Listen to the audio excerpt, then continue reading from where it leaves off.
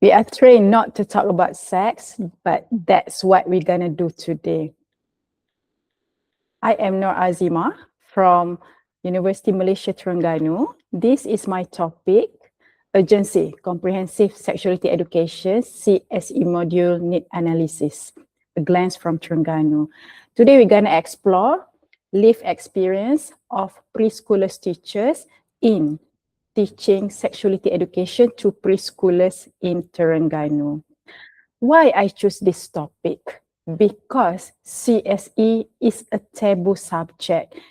I quoted all the international papers showing that sexuality is on par with other words such as war, pelacur, such as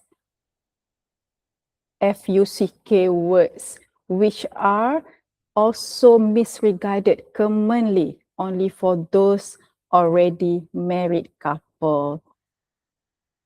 CSE is not Islamic to be discussed. Ironically, we as a matter of fact, we already know that even the preschoolers have normal sexuality issues themselves because of their curiosity, and it is very appropriate for their developmental milestone. Again, I quoted international papers about the three decades of studies on sexuality in preschoolers. These three are the example of the common questions asked by the preschoolers to their teachers in schools. Teacher, why I have penis and my friends has vagina? Teacher, how baby is made? Mama, why you got big balloon inside your tummy? This is all very okay and normal for the preschoolers to ask such question. It's just up to us as educators how to tackle and nurture this kind of question from the kids. Actually, what is CSE? CSE stands for Comprehensive Sexuality Education, which is a curriculum-based process of teaching and learning about cognitive, emotional, physical, and social aspects of sexuality. I put 3 holy books of CSE here. The black one is from WHO 2018 edition. The orange color is also from WHO. It's about sexuality education in all country based on country profile. And the blue one is our national, dearly Malaysian national curriculum on sexuality education guideline. Let's dive a bit about CSE in Malaysia history. We have started CSE since 1989, but only at that time we penetrated on secondary schools.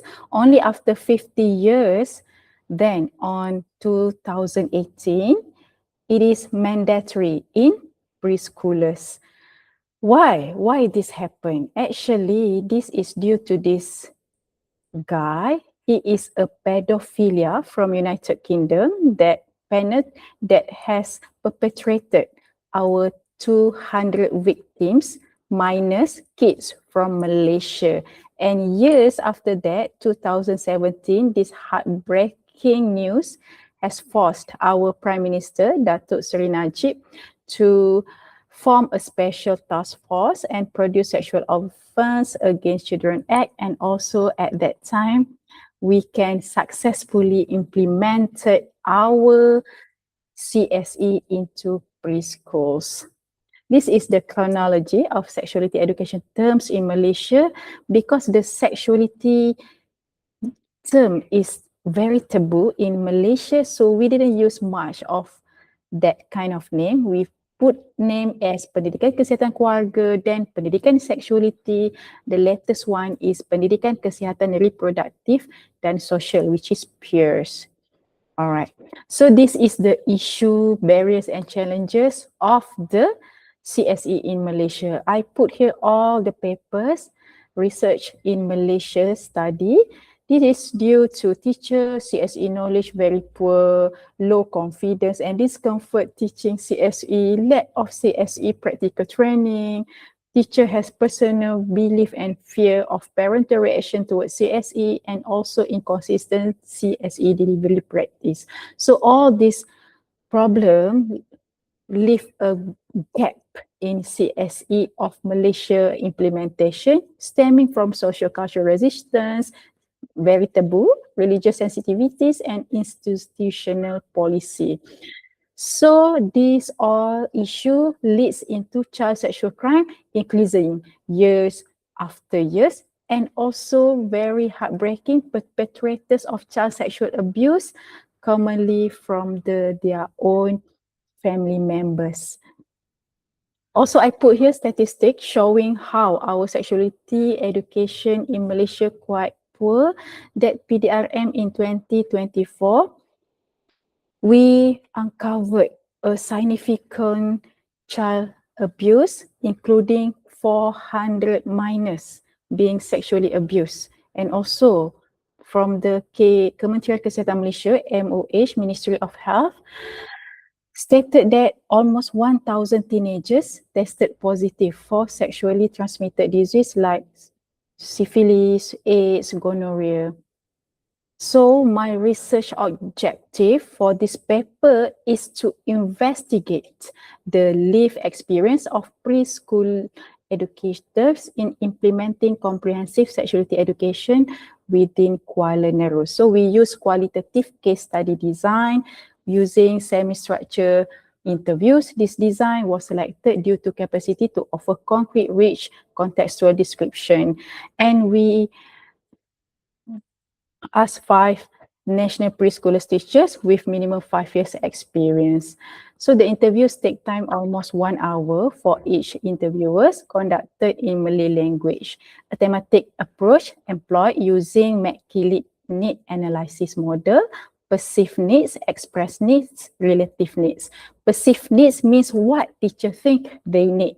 Expressed needs means what teacher has done, has successfully created and also requested from MOE.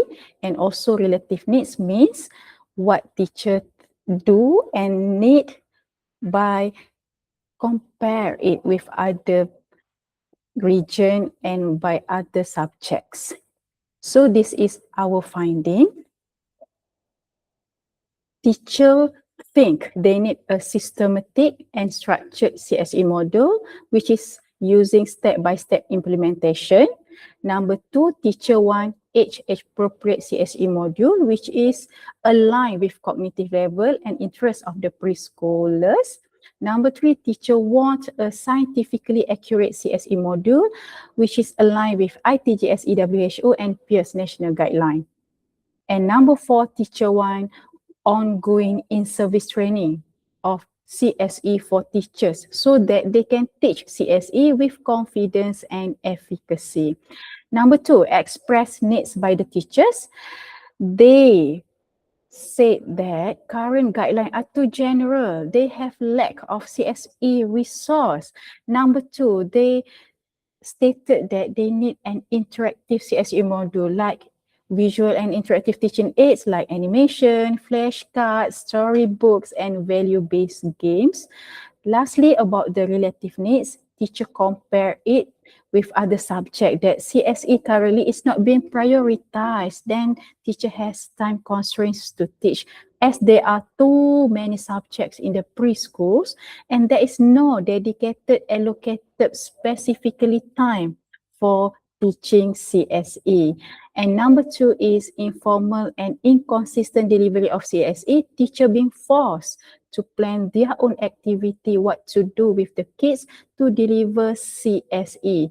Teacher must divide their own activity, there is no dedicated budget for peers, and teacher has to do it creatively by their own.